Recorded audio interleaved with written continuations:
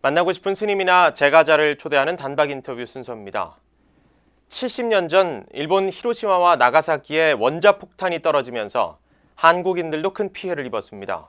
당사자들은 물론이고 원폭 피해자 후손들도 각종 질병 등 후유증으로 고통을 겪고 있지만 이들에 대한 관심과 지원은 제대로 이루어지지 않고 있습니다. 원폭 피해자 지원 사업을 펼치고 있는 국제구호개발기구 위드아시아 이남재 운영이사를 전경윤 보도국 교계문화부장이 만났습니다. 예, 이사님 안녕하십니까? 네, 오랜만입니다. 예. 우리 이사님께서는 뭐 하시는 일이 워낙 많은데 일단 국제구호개발기구 위드아시아 상임이사를 지금 맡고 계시잖아요. 운영이사로 있습니다. 운영이사를 맡고 계시군요. 이 원폭 피해자와 그 후손들에 대한 어떤 지원 활동을 하고 계신데 제가 알기로는 이 정치권이나 정부의 어떤 특별법 지원을 위한 그런 걸 요구하고 있는데 이게 잘 안 되고 있는 걸로 알고 있습니다. 새해 좀 정부와 정치권이 좀 관심을 가졌으면 하는데 어떤 계획을 갖고 계십니까? 사실 금년이 이제 원폭 그 투하 이제 70주년을 맞이하는 해인데요. 그때 우리 이제 그 조선 선조분들이 한 7만여 명이 사상됐어요. 그래서 이제 생존하신 분들 3만여 명인데 그 가운데 현재 한 2,650분 정도가 지금 살아 계십니다. 그분 이제 후손들까지 하면 한 10,000여 분 되죠. 예. 그런데 이제 이것이 피폭이 당대에 그치는 것이 아니고 2세, 3세, 현재 4세까지 있는데 4세까지 현재 영향을 미치고 있습니다. 그래서 일반인에 비해서 이런 발병 그런 그 질환 비율이 한 3.4배에서 89배 정도 높습니다. 네. 근데 그분들을 위한 제도적, 법적 지원책이 하나도 없습니다. 그래서 저희가 지난 17대, 18대 국회에도 저희가 특별법을 제가 요청을 했는데 번번이 무산이 됐고 이번 19대 국회도 저희가 이제 4분 의원들이 현재 발의해서 현재 보건복지 이제 심사소위에 계류 중에 있는데요. 어찌됐든 이제는 그 70주년이 다 돼가는 이때 그분들의 눈물을 이제는 우리 국가에서 닦아주고 이제 지원책을 모색해야 될 때가 오지 않았겠습니까? 만시지탄이죠. 그러나 아직까지 계류 중이어서 우리가 좀 어려운 입장에 있습니다. 네. 자, 그리고 위드아시아가 이 해외 어린이들을 위한 뭐 공부방이라든지 이 저개발 국가 어린이들을 위한 사업도 많이 하고 계신데 새해 뭐 특별한 계획이 있으십니까? 사실 이제 위드아시아는 이제 제3세계 국제구호 개발 NGO인데요.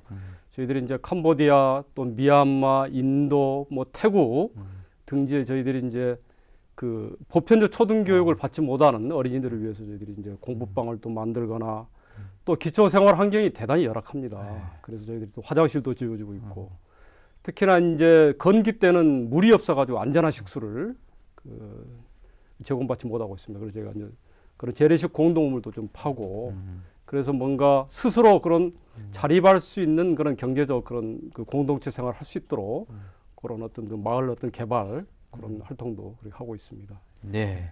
사실 근데 이 저개발 국가 지원도 물론 중요하겠습니다만은 우리나라에도 이 소외된 이웃들이 많이 있습니다.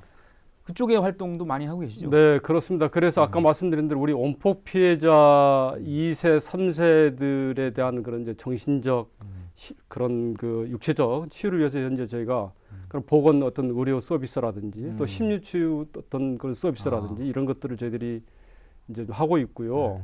특히 이제 다문화 가정이라든지 또 우리가 이제 어떤 독거 어르신이라든지 그런 취약계층에 계신 분들도 저희들이 좀 지원 사업을 현재 하고 있습니다. 그래서 그런 것들을 좀 더 또 새해에는 좀 더 강화할 그런 생각이 있습니다. 그리고 우리 이사께서는 그 서울 월곡 청소년 센터죠? 거기 관장 맡으신 지 오래되셨죠? 예, 제가 이제 맡은 지 한 10년이 넘었는데요. 사실 우리 서울의 마지막 달동네라고 하는 곳이 우리 하월곡 삼동입니다. 맞습니다. 달동네고 청소년 센터라는 게 운영하는데 참 어려움이 많을 것 같아요. 좀 어렵지 않습니까? 네, 어렵지만 아까 말씀드린 대로 그런 우리 이제 지역에 있는 그런 이제 사찰 또 단체에서 많이 그래도 또 후원해 주시고 저희가 또 이런 이제 무료급식을 또 뭐 한다든지 또 조선가정 또 독거 어르신들을 모시고 저희들이 이제 매년 저희들이 이제 그 뭐 떡국 잔치라든지 뭐 팥죽 나눔 잔치를 할 때 그 지역에서 많이들 이렇게 후원을 해 주시고 좀 하셔서 다행히 그분들의 도움으로 저희들이 좀 잘 운영을 해 나가고 있습니다. 사실 이사께서는 이제 총무원에서도 오래 일을 하셨고 한국 불교의 개혁과 청정 승가 구현을 위해서 노력을 많이 해오셨는데 이 종단 개혁이 1994년에 있었고 이제 20년이 넘었는데 불교는 아직 한국 불교는 아직 한국의 민주화의 속도를 따라가지 못한다라는 지적이 또 나오고 있습니다. 어떻게 보시는지요? 사실은 우리 불교는 우리 사회의 어떻든 그 선도적, 정신적 계도 역할을 이제 해야 됩니다. 이제 그러기 위해서는 사실은 거기에 이제 선도적인 입장에 있는 우리 네. 스님들이 또 앞장서서 어떤 정말 그 뭔가 어떤 그 부처님의 가르침에 입각한 그런 수행과 어떤 자비행에 대해서 모범을 또 보여주셔야 하는데 뭐 아시다시피 우리 94년의 종단 계획은 어떤 그런 제도적 어떤 민주적 행정을 좀 더 틀을 어떤 세우는 계획이었다고 한다면 이제는 이제 의식 개혁에 이제 초점을 맞추고 가야 되는데 아쉽게도 요 근래에 정말 우리 종단 지도부 스님들이 세인들의 지탄을 받는 그런 각종 범죄 행위가 있었지 않습니까? 이제는 그런 것으로부터 좀 탈피를 해서 정말 국민과 불자들이 이제 모범이 되고 정말 수행과 보살행에 있어서 어쨌든 뭔가 선도적 입장에서 이제 뭔가 중생 제도에 앞장서야지 그렇지 않고는 더 이상 이제는 스님들이 어떤 우리 사회와 어떤 불자들의 그런 어떤 우려와 어떤 그런 질책의 대상이 돼서는 더 이상 이제 우리 사회를 견인해갈 그런 중요한 지도자 역할을 하기가 힘들다고 생각을 합니다. 네. 그래서 반드시 그러한 이제는 의식 개혁을 통해서 이제 스님들이 수행자의 본분답게 또 살아야 되고 우리 제가자들도 스님들을 그렇게 존경하고 또 스님들은 또 제가자들을 또 존중하고 이렇게 사부대중 공동체가 정말 평등한 관계 속에서 이루어질 때 이제 참다운 불교가 우리 사회에 뭔가 사회적 약자들을 위해서 많은 일들을 저는 할 수 있고 또 사회적 영향력을 확대할 수 있다고 좀 생각이 듭니다. 예. 네. 근데 이제 불교계 제가 단체들이 많이 있는데요. 이 제가불자들의 역량을 더 키워야 한다. 좀 네. 역할이 좀 만족스럽지 못하다 이런 비판도 사실 있어요. 네. 그 부분은 어떻게 보십니까? 사실 이제 우리 한국 불교가 이제는 구복적 신앙 형태에서 좀 벗어나서 우리 사회에 정말 소외진 그런 사람들 또 요즘 인류가 많은 고통들을 겪고 있는 사람들이 많이 있습니다.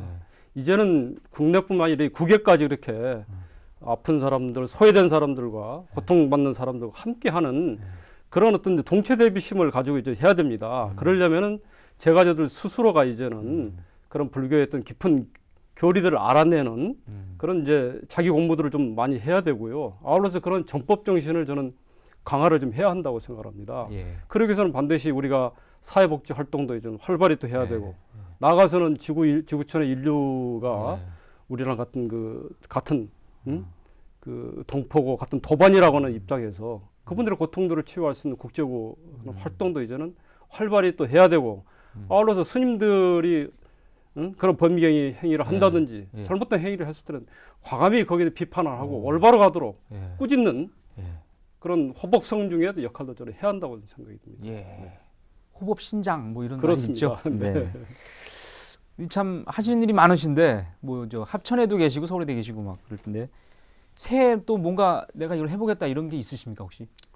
아무래도 우리 새해는 갈수록 경제적으로나 사회 문화적으로 좀 어려운 우리 이 지구촌 이웃들이 많이 생겨나고 있습니다. 네. 그래서 제가 저도 사실은 건강하지 않은 사람이지만 저도 한 10여 년에 저도 혈액암을 앓고 지금도 뭐 어떻게 보면 투병에 가까운 생활을 하고 있지만 그렇지만 제가 저의 그 존재 근거가 그래도 나와 이웃 사회는 하나다라는 그런 소명에서 제가 살아가고 있습니다. 그래서 좀 더 금년에도 우리 지구촌 인류 또 제 주위에 어떤 그런 사회적 약자, 소외계층 그분들을 위해서 제가 조금이라도 미력 하나마 그분들의 삶에 좀 보탬이 될 수 있는 그런 역할을 좀 하겠습니다. 예. 네, 새해는 좀 건강도 챙기시고 앞으로 또 많은 활동도 기대하겠습니다. 오늘 말씀 대단히 고맙습니다. 네, 고맙습니다. 네.